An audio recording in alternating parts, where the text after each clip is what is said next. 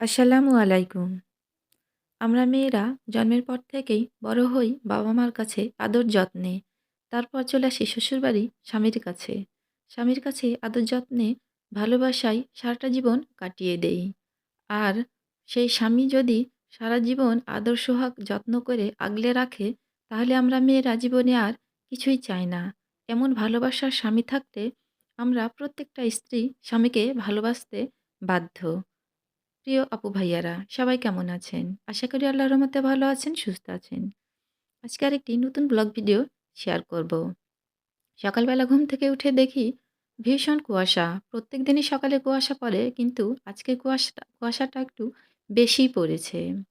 তো যতই কুয়াশা পড়ুক, শীত থাকুক, রোদ, বৃষ্টি, ঝড়, আমাদের কোনো কিছুই মেনে চললে হবে না। কারণ সময় কিন্তু সময়ের মতোই চলে যায়। আর সময়ের সাথে তাল মিলিয়েই আমাদেরকে প্রত্যেকটা কাজ করতে হয়। তাই তো সমস্ত অলসতাকে ঝেড়ে ফেলে লেগে গেলাম সকালবেলার কাজকর্মে। কাজকর্ম শেষ করে দুপুরের রান্নাও শেষ করে নিলাম। আজকে কিন্তু দুপুরের রান্না শেয়ার করলাম না। চলে আসলাম একদম মাগরিবের পর। জুবায়ের দুধ চিতাই খাবে। তাই তো ওর জন্য দুধ চিতাই করার আয়োজন শুরু করে দিলাম।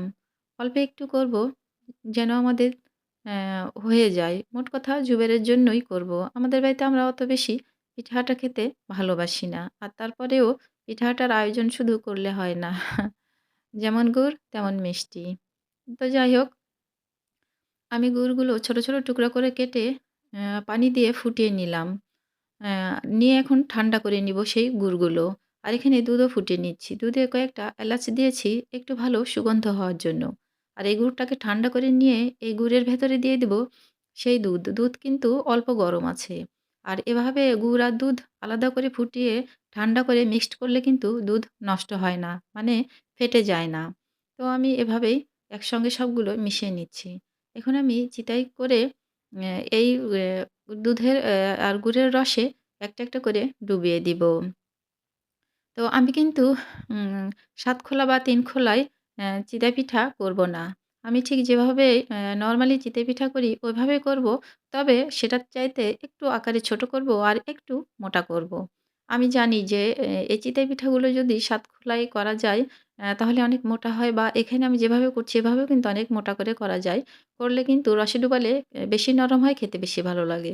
কিন্তু আমার জুবায়ের এত মোটা আ দুধ চিতাই খাবে না। ও এখন পাতলা করেই খাবে। তো যাই হোক, ওকে বুঝিয়ে বাঝিয়ে একটু মোটা করে ছোট করে আমি এই চিতাইগুলো করে নিচ্ছি। কারণ ওই খাবে যেহেতু বলেছে, তাই তো ওর মতো করেই আমি করার আসলে চেষ্টা করছি।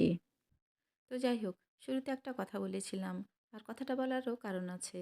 তো আমার প্রিয় আপুরা বলতেই পারেন যে আমি প্রত্যেকটা ভিডিওতে কেন আমি আমার হাসব্যান্ডকে হাইলাইটস করি।